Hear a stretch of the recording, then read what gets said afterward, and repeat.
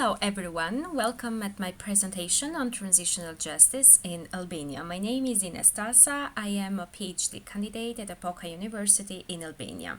My today's presentation is about transitional justice as a leading norm towards democratization or a leading space for political gains.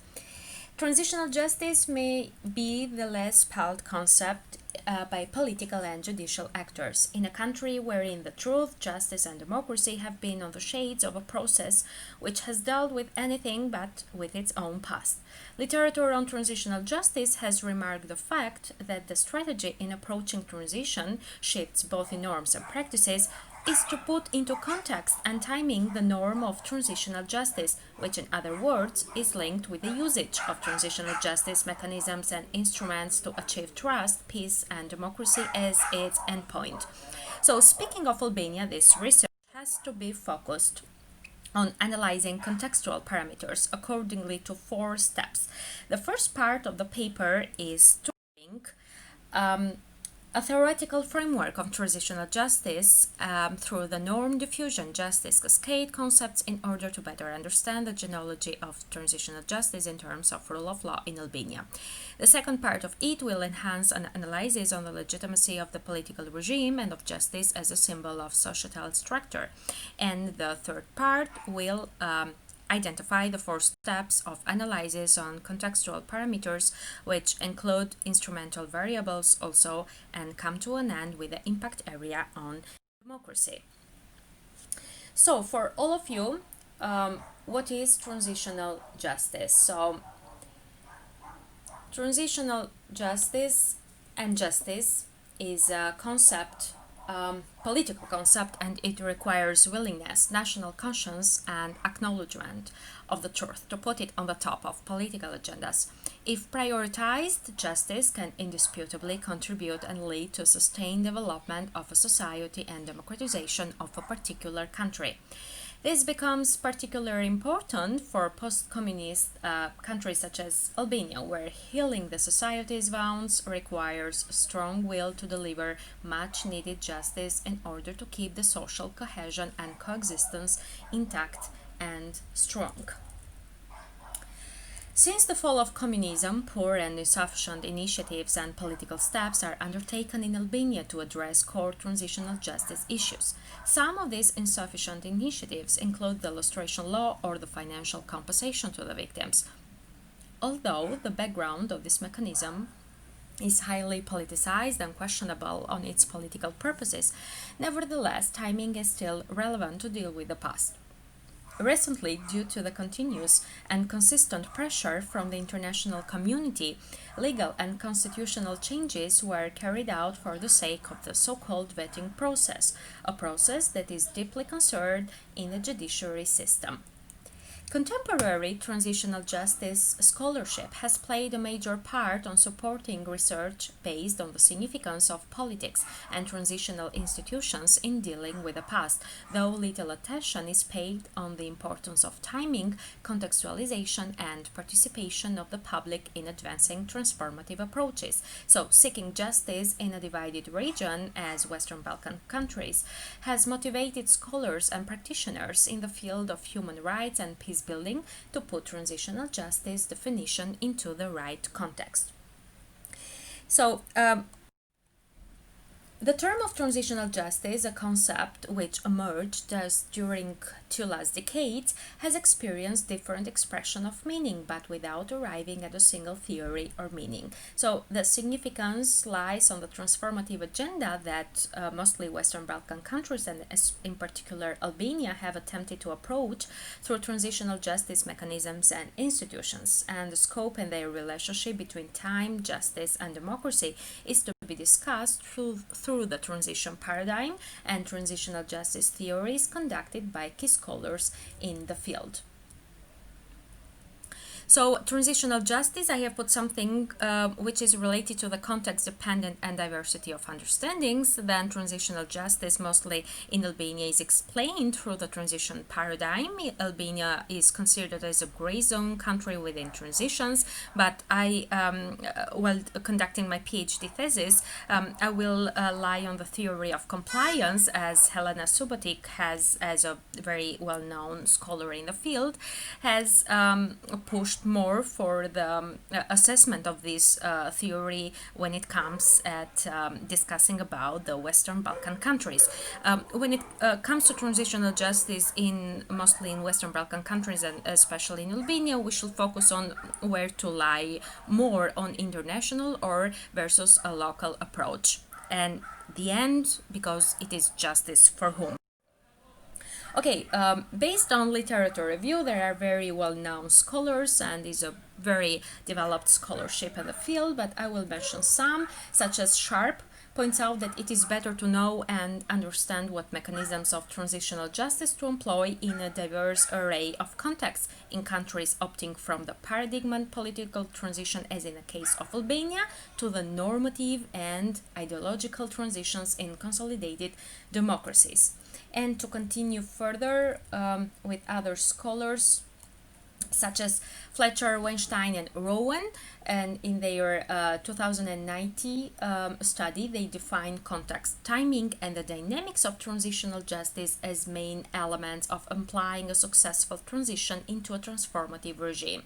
So, by conducting a historical perspective, they centralize their research on some questions, whether there is an issue of timing of sequences that might suggest that a particular form of transitional justice should be instituted first, whether certain factors suggest that a particular kind of intervention is more appropriate on a society than another type of intervention, and what is the most beneficial to the people in terms of transitional justice mechanisms.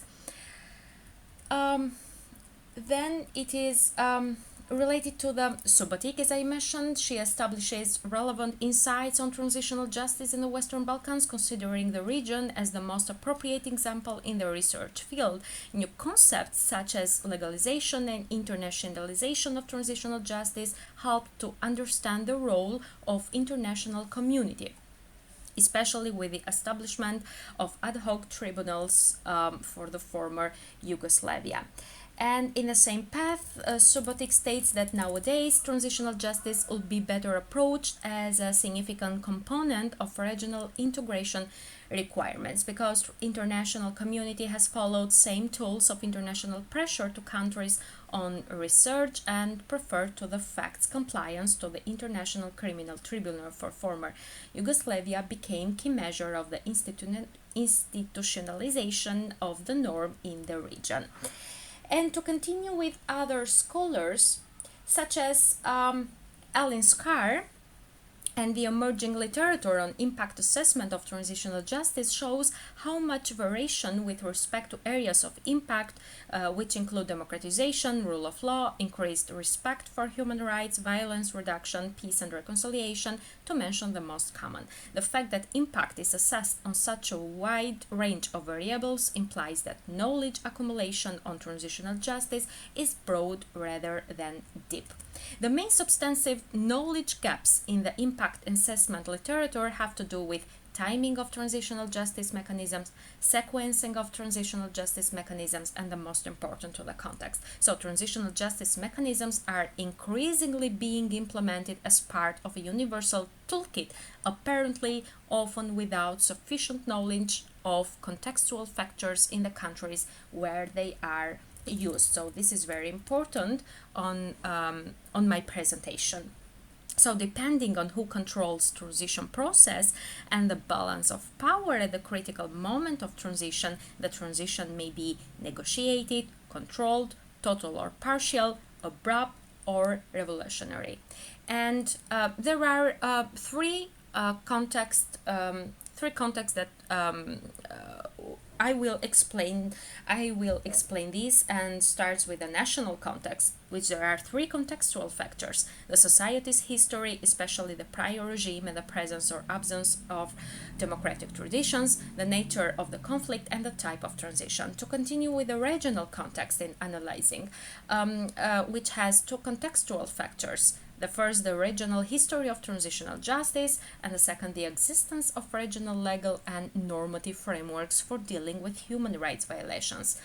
And to end with a global context, which is all about circumstances that have changed over time and shape different temporal contexts for particular transitional justice processes, especially if we focus on the increasing number of United Nations conventions and treaties, establishment of International Criminal Court and International Criminal tribunals, development and application of legal principles such as the principle of universal jurisdiction. So there is a clear link between world time and the existence of regional human rights courts and International Criminal Court.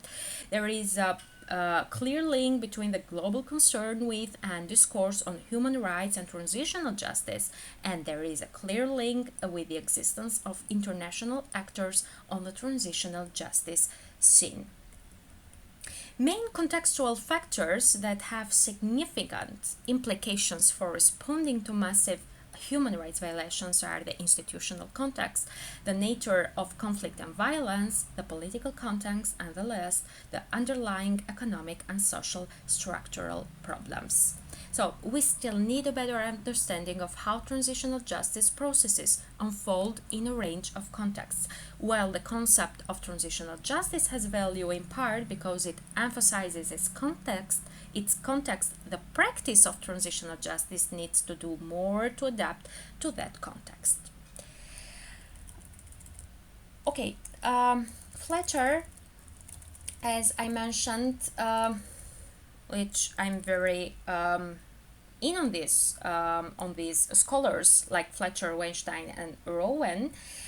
They say that countries with weak rule of law, low public confidence in the judicial system, and weak democracies. There is a lack of democracy prior to the conflict that contributes to weak institutional infrastructure needed to establish stable societies after the fighting is over or after the regime is changed. This is very relevant to what I want to analyze in terms of transitional justice in Albania and the context that have shaped all the meaning of transitional justice in my country. Then these scholars lie more on political commitment to addressing mass violence, and this is a merging factor that influences the timing, sequences, content, and strength of measures to promote social reconstruction.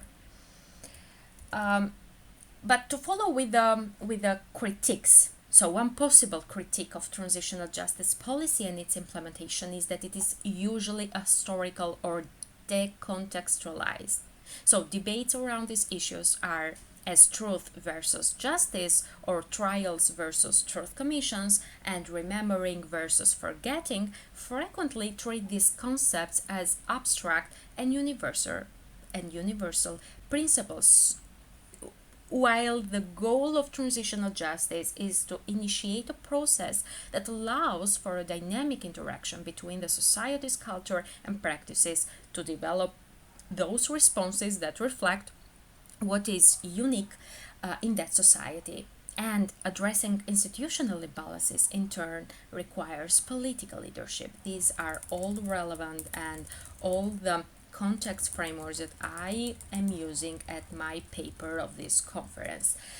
And goals and ends of transitional justice can include, according to Patricia Lundy and Mark McGovern, the restoration of the rule of law, judicial retribution designed to counter a culture of impunity, recompense and the restoration of dignity to victims, reform of institutions, social and political reconciliation, nation building, and the reconstitution of the past on the basis of a shared narrative.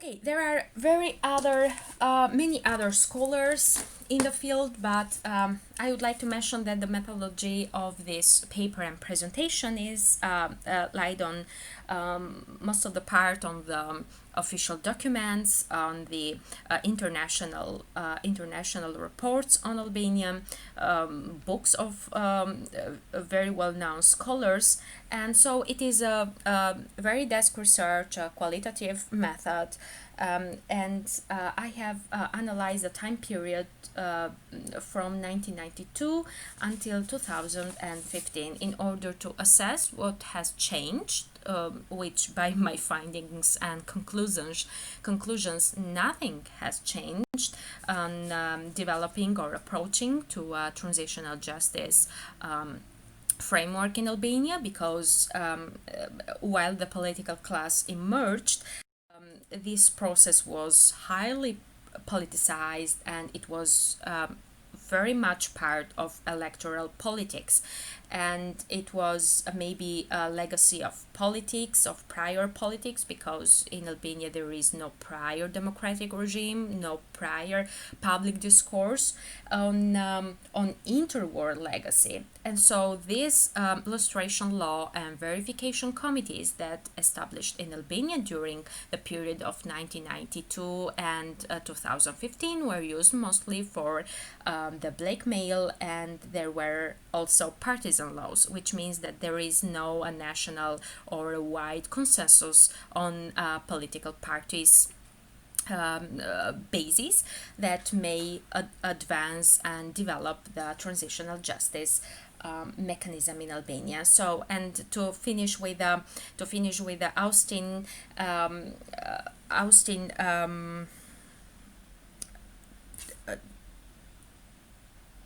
that in Albania there is no elite replacement, but there is a very much elite reproduction. So this was my presentation on the paper that I am going to submit for this conference. So I hope that you have enjoyed my presentation. I am open to accept critiques, comments, suggestions, recommendations, and everything that you might think that it will be very relevant to my research, as this research is part of my PhD thesis. So I'm working on this. Actually, it's a field that I'm very passionate, and it would be great if I would have colleagues and other professionals in political science or other multidisciplinary fields that would help me or suggest me some other insights and things that will help to advance this research. So thank you from Ines, and many hugs from Albania. Thank you.